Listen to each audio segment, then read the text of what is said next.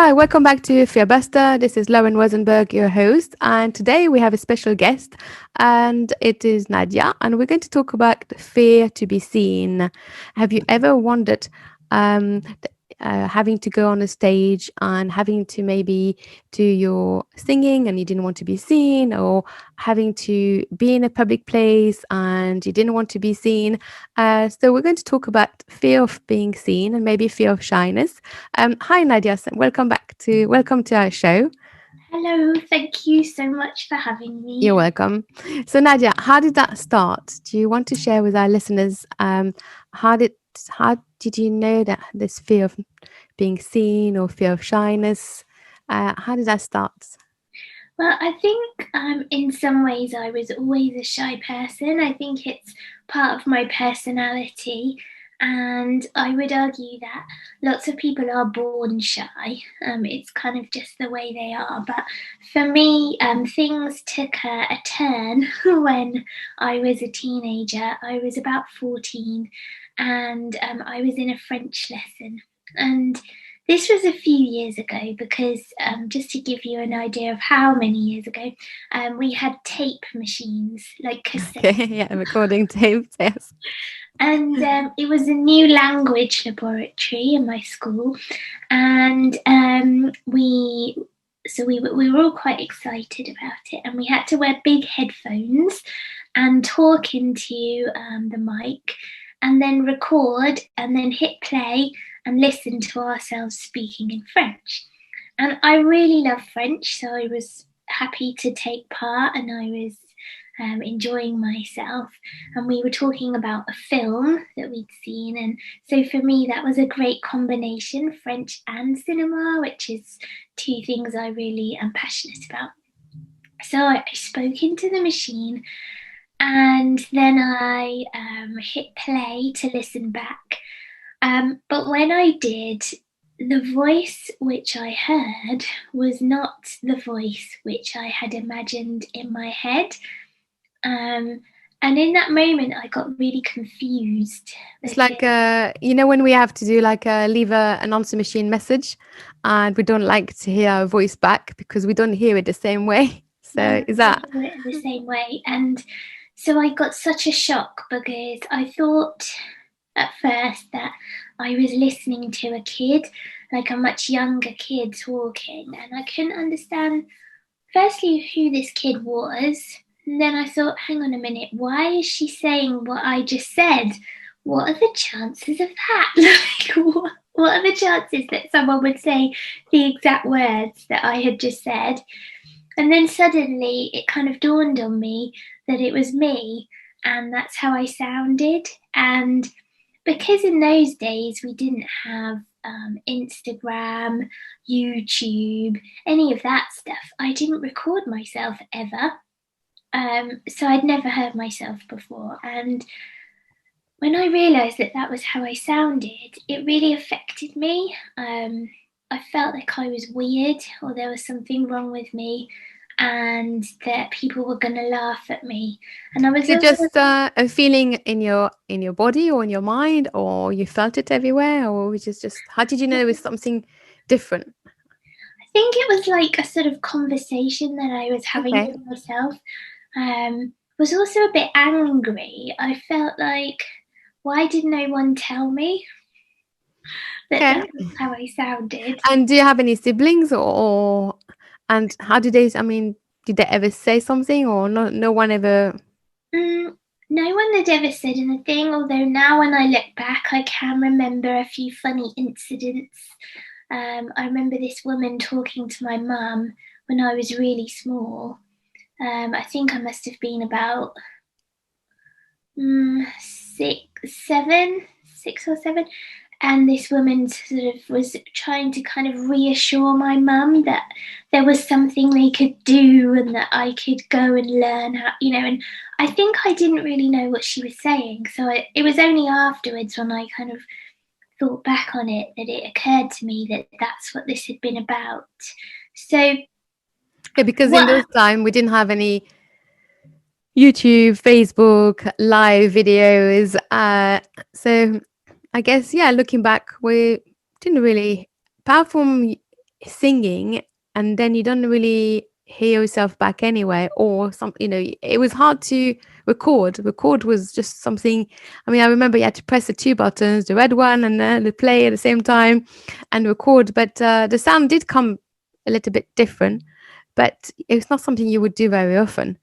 No, So not often so at all. yeah, and I do remember the labs where you have to put those headphone and listen to the language and then have to repeat. And yeah, and it yeah, it's because also you're sort of I mean, I remember my own experience. It's like you were quite isolated. We were in like little seat by ourselves, and we had to just get on and learn it and hear a different voice and then hear your voice. Yeah, I mean, it never sort of occurred to me. I had the opposite because I'm French, so I had to learn English and Spanish and German. So I had those um those studio because I went to international school, so we Yeah, had all those languages.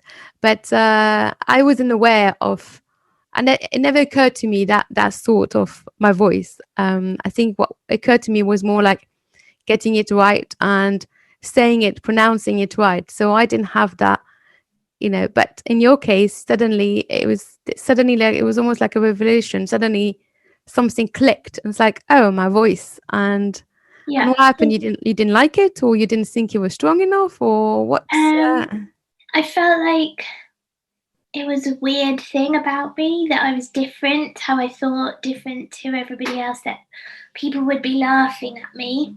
And so I kind of made these decisions, these limiting decisions. I didn't tell anybody, I just kind of made them in my mind that I was never going to do certain things ever again. So I decided never to leave a voicemail message, not to phone people I didn't know, never to kind of go on the stage or be in any kind of performance, never to talk, like to not talk in front of a group of people, that kind of thing. so it's quite, yeah, it's quite spreading. Yes. And still doing this now, or it's all gone? No, so now I'm sort of, because I'm working in this field, I've worked on myself as well, but it doesn't go away completely. So I still find myself, um, if Is there I, anything that you would avoid now that we could just maybe, okay, yeah. what would be the worst scenario? What would be something that you would want to avoid now? So I don't really like phoning people I don't know. So, for example, a couple of years ago, I tried to book a party for my son at a swimming pool. And when I tried to book it, they asked to speak to my mum. They thought I was the kid booking their own party. It was a bit weird. And so things like that happen a lot, which makes me feel really self conscious. But do you know, I heard this quote um, a few years ago, and it's by Joseph Campbell, and he said that the cave which you fear to enter holds the treasure you seek.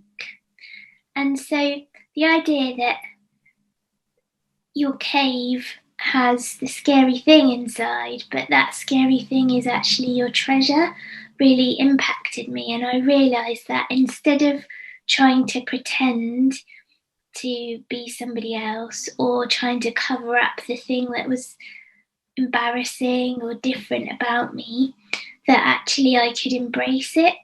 And so from then on, although I still find things difficult and I get nervous and I feel like people are judging me, I try to kind of press on and show up, like doing interviews like this, or being on the radio, being even on TV, Excellent. talking about my work with shy people, because I realise that it's important, and that because of the things I've been through and the things that I feel and experience, I can help a lot of other people who feel the same.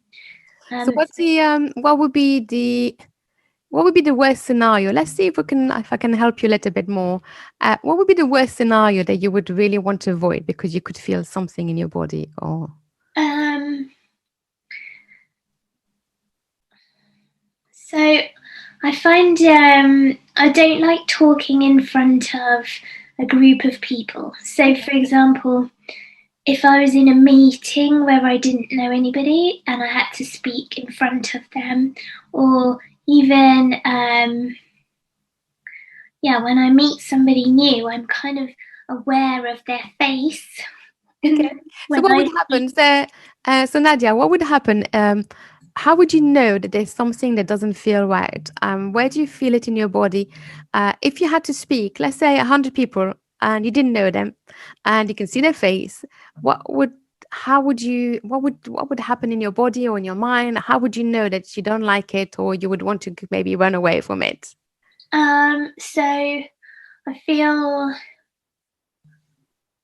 like my heart beats really fast and Okay. I feel like my throat tightens up. So the issue with that is then it makes it worse. Yes, definitely. So, Nadia, would you like to try something just a little bit? Okay. Might as well, because this is what I do. I help people and clear energy block in the body in order to not feel those symptoms. Can you would you be able to tune a little bit into that feeling, into your throat tightening up and your heart beating fast? Not to, so uncomfortable, but just a little bit, and then we Yeah. can just. So now that you can feel it, could you um just close your eyes, take a deep breath, and just tell me what's that look like? That tightness in your throat, that heart beating fast. What's that feel like? What's that? What color does it look like? And how big is it? Is it small? Is it like a tennis ball, a ping pong ball, a basketball ball? Is it light? Is it heavy? What's that feel like? Um, to me, it's black. Black, yeah. So black is actually the color of fear. So that's Is it? totally, yeah. So totally right. If you had to put a shape to it, what shape would that be?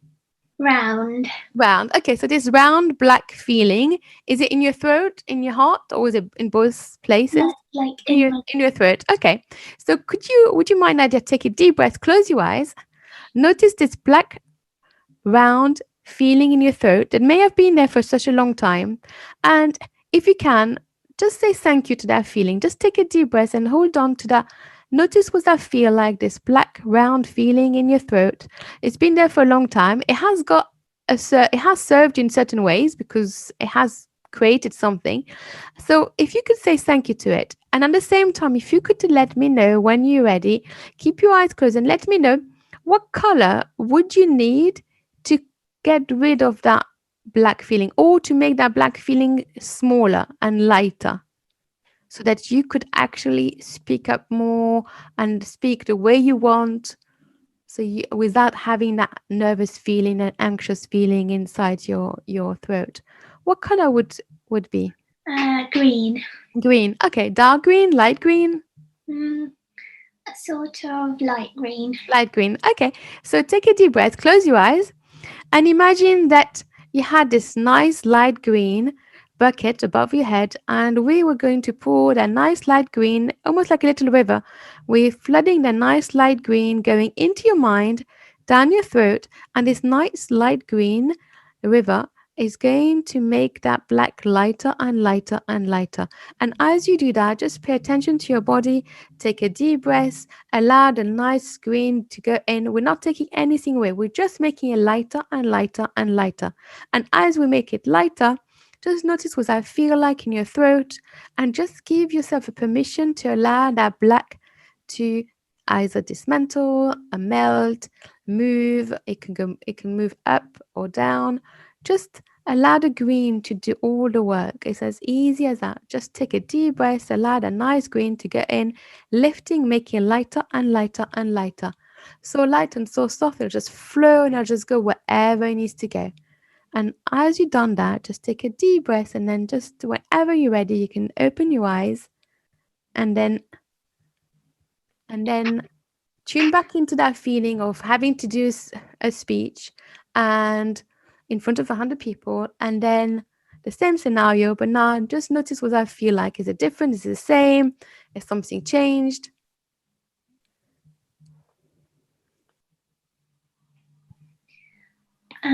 I feel like my throat feels kind of bigger. bigger. So winding it up, so Yeah. it's not like as heavy and it's not like a blockage. Okay, Mhm. does that feel more comfortable? Yeah. hmm How comfortable is it? Does it need to be more, or does it feel comfortable, or should we do it one more time? Let's try it again. Okay, so is it still the same color? Just notice what I feel like. What is it in your throat right now? If you had to speak in front of 100 people and those people were watching you, they can listen to your voice. Just tune into that feeling and notice where is it. It may have changed. It may have gone up a little bit. It may have gone smaller. It may have changed color. What's that feel like, Nadia? What's that feeling like now? That feeling that is stopping you being yourself, that is making you nervous, that is bringing your heart beating fast, that feeling of tightness in your throat that is not as tight as before, but what color does it still look like? How big is it? How heavy is it? It feels like it's purple and it's smaller, like the Good. size of Okay. a sort of. Excellent. And can you take a deep breath again? Close your eyes. And what color do we need to allow that purple energy that's in your throat that is a little bit blocked at the moment? What color do we need to actually let that purple go? To allow a total nice flow so that everything can flow nicely, so that you can actually feel like you're breathing fine, that you haven't got that tightness, so that when you're in front of people and you want to speak, that voice of yours can just shine and come out the way you want to come out. Maybe pale blue. Pale blue. Okay, so let's have a go again. Just take a deep breath, close your eyes, and see this nice pale blue going in, lifting the purple, making it lighter and lighter and lighter.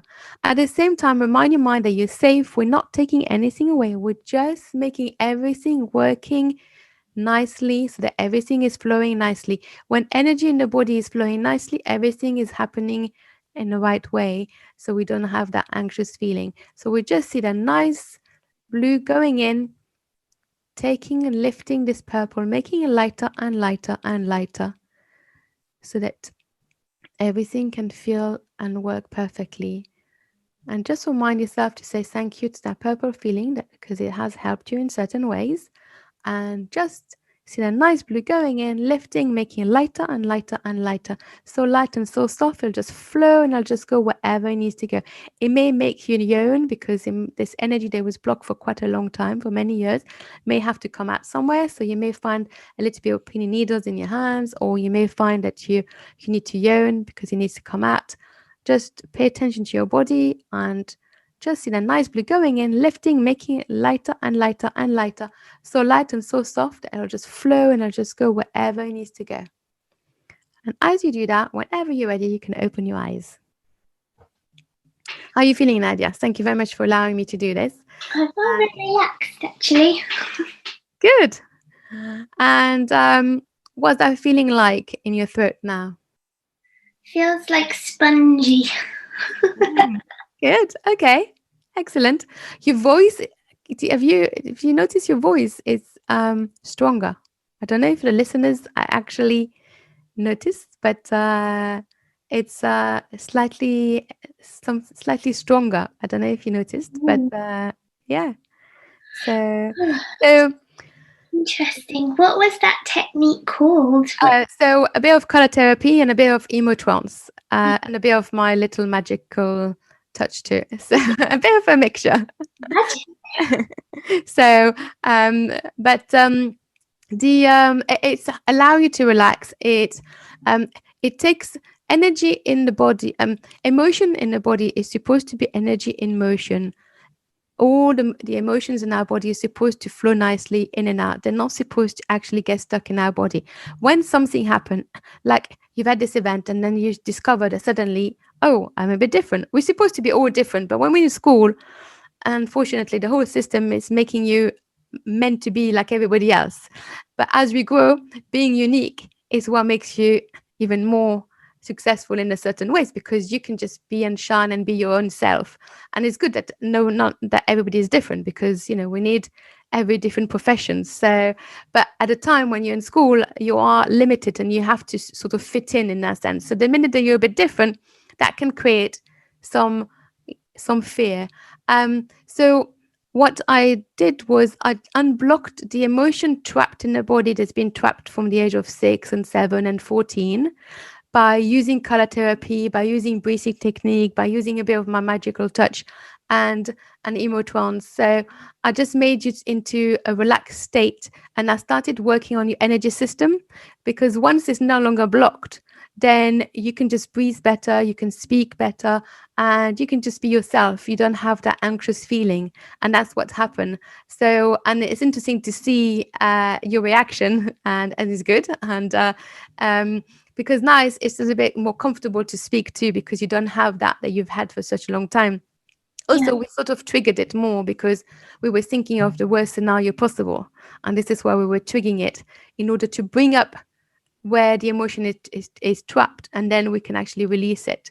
So there's still something, but I'm not going to do a whole a session, but I will just give you a little sample just Yeah. to make sure that just to allow everyone that's listening that there's always a way of helping. You don't always, majority of the time we're not born with something. We create different belief because of what's happened, and maybe because we feel that we're different or because we didn't expect something, and then we believe that there was something wrong with us, or we create different belief. But all beliefs can be changed. It just depends how you do it. And sometimes when people say, oh, I've had this fear for such a long time and no one is going to be able to, I've tried everything and nothing's helped. Well, I don't believe that they tried everything.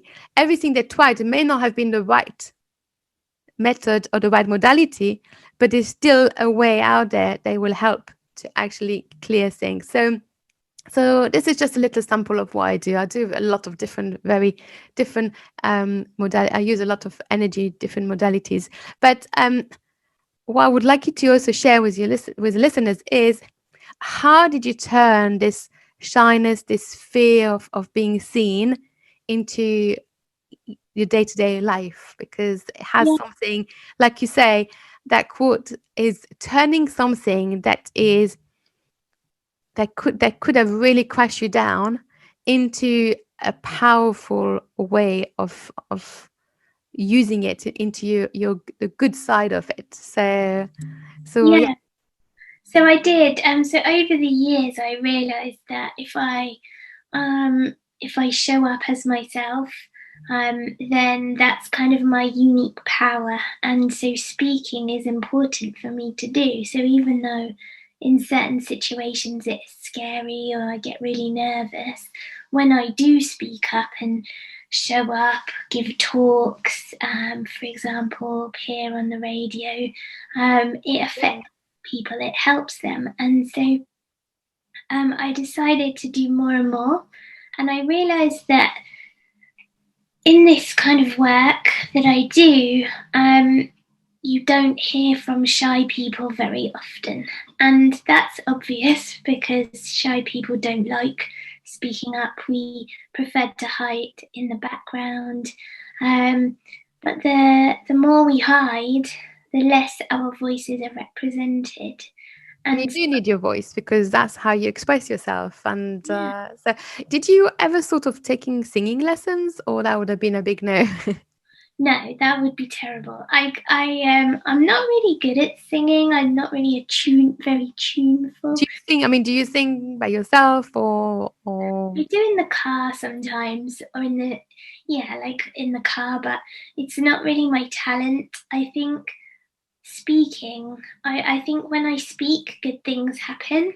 But it's funny because I realise that more and more people don't talk about being shy in itself because we're shy. So it's a kind of under discussed subject, and it I affects agree with you because I think maybe people think that um, being shy is something that can't be maybe changed. I mean, I personally know that I was very quiet when I was little, and you will have told me that one day I'm. I was very quiet when I was little, and you will have told me that one day I'm. I was very quiet when I was little, and you will have told me that one day I'm. on TV and doing a radio show, what I said no. So you do change. It's something you can change. And I do think that sometimes it's from wanting to say something, and maybe a teacher or somebody's high authority um tells you off, or say or you say something completely wrong, and then you sort of shut down and you don't want to speak, and then you don't realize maybe that it is shy, maybe. And yes, yeah, people don't talk so much about it, and unfortunately we do need our voice, because this is it is how we express ourselves. So and yes, I think you are right. Some people may not even realize it is shyness. Some people can just be quiet without even realizing that it's actually being shy. Being shy is a fear. It's a fear of being noticed, a fear of expressing yourself, a fear of probably saying something wrong and being told off. Maybe there could be a whole range of different fear inside that shyness. Yeah, Um, fear of being judged. I think we walk around with this kind of sense that people are looking at us and that they're judging us and thinking things about us. So I don't think that you necessarily want to change your personality. I think if you feel shy, you're not broken. You don't really need fixing, but there will be aspects of shyness which are holding you back. And Yeah, there's there will be certain times where you're going to have to work on it in order to get you to where you want to be, in that sense. Or instead of having all the time, like, I mean, that experience that you mentioned about wanting to book a party, and especially the phone. People sometimes think that you're the child, or I mean, but even if it's not about shyness, sometimes people don't recognize voices, and phones and other device can create your voice sound different. mm, So it's not it can happen to anyone, and being mistaken for somebody else in that, but you probably you may take it more sensitively because of that shyness. But how do you? So what did you do? How? Because you're what about what do you do, and how you transformed it? yeah, so I started a project called Shy and Mighty. My website's shyandmighty.com. I have a podcast where I talk about shyness and talk to shy people. And I work with clients who are shy to help them to be more mighty, so to help them to achieve their potential, because I feel like shyness causes us to live our lives in the background, and it results in ideas not being shared. We don't speak up like in meetings or in the classroom, and it can hold us back from perhaps going for a job that we want, or for a pay rise, or from succeeding really. And And Nadia, I just had a thought. Now that we're in unfortunately pandemic and we have to wear a mask, has that made any difference wearing a mask? yeah, for sure. Um, in some respects, wearing a mask is kind of nice if you're shy, because you can literally put a mask on and hide and creep around and no one can see you. But um, on a more serious note, I think it's having an impact on kids, especially. It's isolating. We've become disconnected. We're spending so much more time alone. We're not allowed to get close to people. People are kind of potentially dangerous and scary. And so the pandemic is resulting in increased levels of social anxiety, and shyness. And I think that there's going to be, I'm hearing from more and more parents about kids who they're worried that their kids are kind of feeling very isolated, and they've got, they're panicking about things that previously they were fine with. Um, Yeah. I But think do you find wearing a mask would change your voice if when you're out, or when I you have to wear a struggle. mask and I definitely struggle. No one can hear anything I'm saying. So okay. I really I mean, it's not, it's hard to speak with a mask on, and it's not just because of shyness. It's also because the sound different.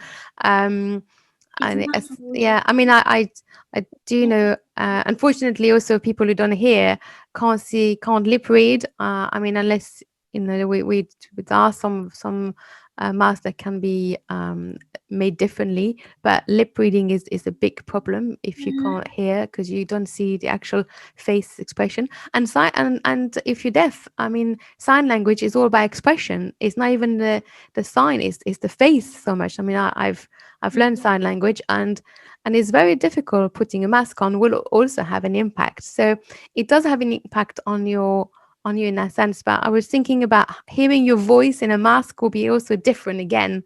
But in certain ways, I know that some people notice that people have feel stronger and more sure of themselves because they're hiding behind the mask. So it can go different ways. So have you ever um wanted to do something about it? I mean, now you just allow me to work a little bit just to open up a little bit just so you don't feel so anxious.